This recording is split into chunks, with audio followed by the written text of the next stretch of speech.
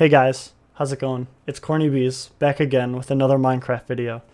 This one is pretty exciting. This is my new PB and first sub 15 for the Minecraft subcategory Icarus, which is a subcategory where you spawn in with an Elytra and 64 rockets.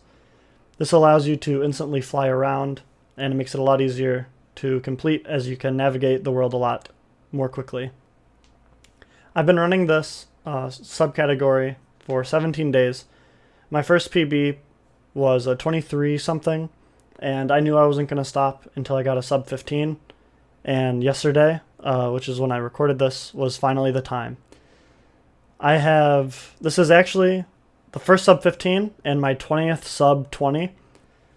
So I have, this is a 1408, and then I have 3 that are under 17 minutes, a bunch under 18, 19, and a bunch that are like 1950, barely sub 20.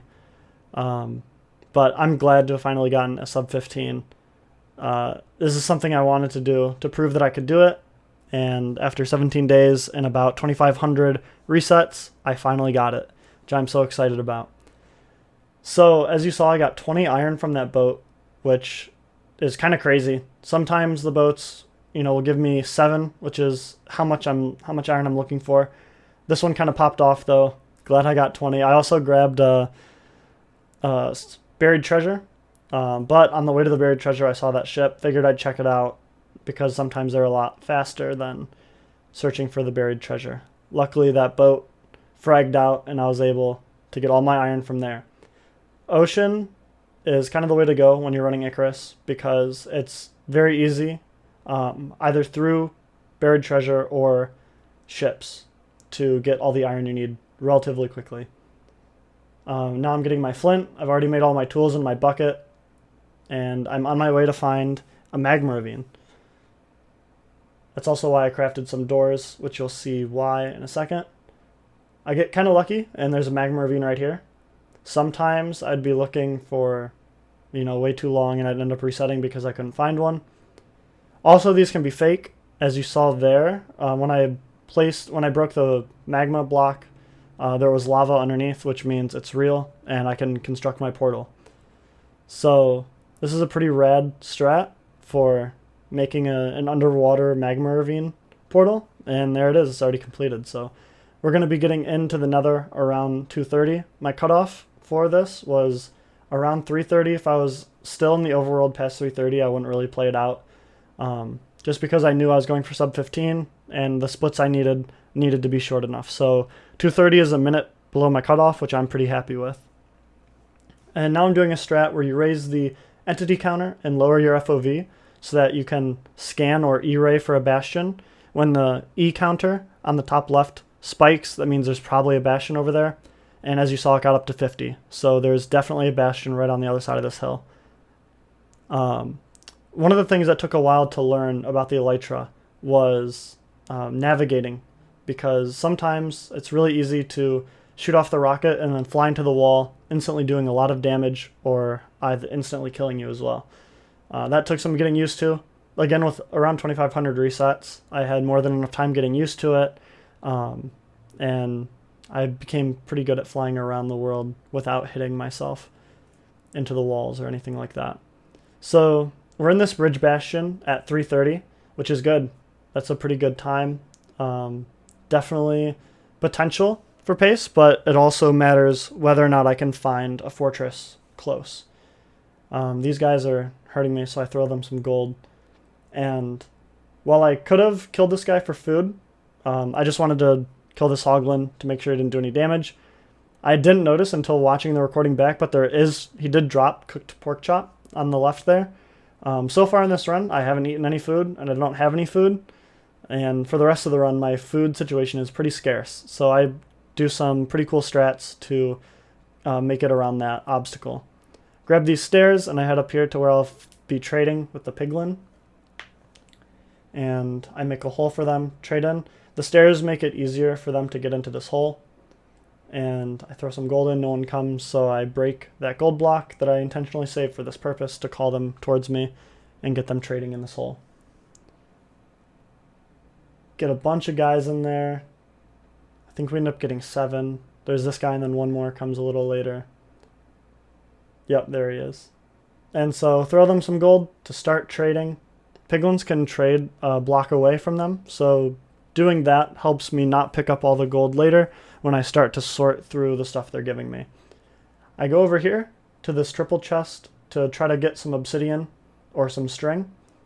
Unfortunately, there's no obsidian, just crying obsidian in that chest.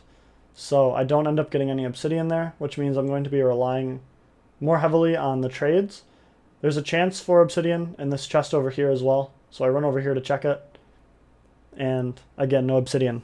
And only, I think, about 4 string, which is a little unfortunate. I didn't mean to go down here, but luckily I'm waiting on their trades anyway, so it's not like I can leave too soon. So I go back here, get ready for my place where I stand to pick up their trades, and we're just trying to get some more pearls. We have more than enough pearls. 7 obsidian is what we're waiting on right now. And some more string would be nice, but I already have a little under a stack, so I should be fine. It's good to have this time, though, to organize my inventory, to make sure that it's not a mess for the rest of the run, because that would be quite difficult to deal with, a cluttered inventory. So I take this time to throw out some of the stuff I don't need, and I'm just waiting on 2 more obsidian. So this is pretty fast. It would have been nice if that chest had obsidian, because I could have already been out. I waste, I think, about a minute because it didn't have any obsidian in it. So at this point, we're just waiting on these pigs to figure it out. There's 9 and 10. I don't need any more string, and I realize I'm out. So that bastion was in the positive quadrant, so I go immediately to the negative positive quadrant to find another structure, and there is a fortress right here, which is really good. I realize now that this is a pretty good seed, and I need to focus up so that I can clutch it out and get my sub 15. Already at the spawner, and around 6:30 with the pauses taking account for. Kill 3 blazes and get 3 rods, so that's pretty good rates already. I realize I'm not at ideal blind cords, so I'm going to have to fly to around 150, 150, or negative 150, 150. Any combination of that puts you directly in the ring of the stronghold, where strongholds can spawn, which is about 1,400 to 2,200 blocks, I believe, from spawn of 0-0 in the overworld. So it's always best to blind in the nether ideal chord so that you can situate yourself close enough to one of the strongholds that you don't need to travel super far. So we already have 4 rods, which is pretty good. This guy drops another one, and I have time now to craft my beds and get everything ready for the rest of the run. 8 beds is more than enough. Now I'm just waiting on another spawn. While I'm waiting, I realized I can sort through my inventory and make sure everything's good to go. I'm hoping I can leave here. I get 6. If this guy drops, I am out. Unfortunately, he doesn't. So with 6 blaze rods, that gives me 12 blaze powder. And if the portal's a 0 eye, I'll need all 12 eyes to make it into the end. And occasionally they'll break on the way to the stronghold in the triangulation process. So I don't want to leave on 6. Just to guarantee that I can finish this run, I wait for 1 more spawn so that I can get 7. And I think about going over to that guy, but then I get another spawn as I'm waiting. So I'm thinking these guys will probably drop me at least 1, and then I can leave. So there's the 1 and 2 actually. So I end up getting 8, which is good because I can throw more eyes as I'm trying to triangulate, which gives me a little breathing room. And I'm also trying to get a little higher in the nether, closer to the nether roof, because if you blind too low, it'll put you way underground, and then you waste a minute and a half digging back up to the surface that you can start searching. But I'm pretty close. Negative 144, 170 around is pretty good blind cords, so I just throw the portal here, and I'm on my way.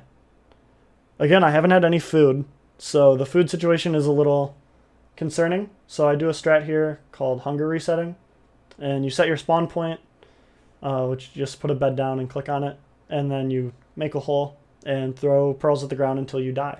And now my health and hunger are completely reset, and I can just continue on with the run as if I had full food. I make my Eyes of Ender here, turn on hitboxes so I can track where it goes easier. It's about 30, my angle that I'm going at, so I know I'm flying in this direction. I don't know for how long, but I'm in the ring, so it shouldn't be too far. Hunger resetting is also, it also comes into play later. Instead of getting food, as I could have, there was a village to the left there, and there's a bunch of cows at my feet here below me. And so what I would normally do in these runs is use my lava bucket to kill a couple animals, get some cooked food. But then when I see how sharp that angle change was, I realized it was about 150 blind, and I'm very close to the stronghold. So I wanted to, I figured I could just hunger reset once I got to the portal room, and I could just focus on getting to the stronghold. Since it was so close, I wanted to take advantage of this advantage that I had. So I go up here to get this eye, which I really didn't need to do because I have 16. And it's getting close to nighttime, and I don't want to deal with mobs as I'm trying to dig down, so figured it would just be best to sleep, turn it to day, and I can continue on. Strongholds like to spawn close to coastlines between land and ocean. So right to the right, there was a coast of an ocean. So I know it's probably somewhere around here. Eyes always point to 8-8 or the middle of the chunk. And so with that one breaking, it didn't really matter. But I've realized it's probably this chunk that I'm in right now. So I throw this, it goes down, and I'm good to go. So I go to 5-4 so that I will land on the starter staircase. And I start my dig down at a little under 11-15 probably. And there's the eye. I don't need it, so I just keep going down. The most eyes I will need are 12, and I have 14. So I was lucky to get that extra 2 eyes, because if I had gone with just 6 and 1 broke, I wouldn't have been able to complete this 12 eye. And so now we're in the stronghold, and I realize this could definitely sub 15, but I need to not whiff the stronghold nav. When you come down the starter staircase, there's 5 ways you can go in the stronghold. There's down left, down right, up left, up right, and middle. I go middle because all the other paths are blocked. This can happen even if there's a door on the other side. You can be blocked just because of the way it generates. So I check middle just to make sure, and then I go back. And once I realize it's not middle, I try this one, and there's a door right there. I can waste quite a bit of time in here if I'm not careful, but luckily I chose the right way. I see a light to my right, and there's the portal room. And I want to hunger reset, but these silverfish are kind of making it a little difficult. I waste a little bit of time here. If I just had food, it would have been fine, but it doesn't take too long to hunger reset, so I just go ahead and do it. And what's good about digging the hole, the reason you don't just chuck pearls at the ground and die, is because it keeps all of your stuff in one location, and when you pick it up, your inventory is actually in the exact same configuration it was when you died. If you were to kill yourself and all your items were to fly all over the place, it would pick them up in a random order, and you'd have to reorganize it yourself.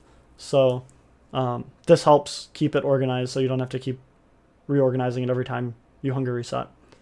Unfortunately, we spawn underneath the end island, so we have to dig up a little bit. This wastes a little bit of time, but the dragon perching RNG is already at work, so I'm not too worried. Fly over to the middle. I was really scared there that I looked at that Enderman. Luckily, he didn't get angry, because I would have had to waste a little bit of time killing him, which could have messed up this perch, because I ended up getting a pretty quick perch, obviously. So this end fight was, I think, just under a minute, which I'm pretty happy with. Again, I've had runs where I've entered sub 15, and it's been a really long perch waiting for the dragon, but it kind of looks like it's about to now, and there's the snap, so I know it's go time. So here it is, it's going, curving to the right. It's at a bad height, so when I break this bed, it ends up going backwards, so my first 2 beds don't do much damage. Luckily, I've practiced backwards dragons before, and I'm able to kill the dragon with 7 beds. As cringe as that is, I'm just happy that I finally have a sub 15. Just waiting for this animation to be over, and it ends up being a 14:08. I think it might lose a couple seconds with a retime, which is good. It may be closer to 14:05 just because of how the mods do their retimings. But yeah, that's the run. That's my first sub 15. I'm really happy with that. do /seed and data pack list to show that I'm just using vanilla and Icarus. And that's everything I need to do for verification. So thanks again for watching. I really appreciate it. Look out for more videos, and I'll catch you in the next one. Peace out.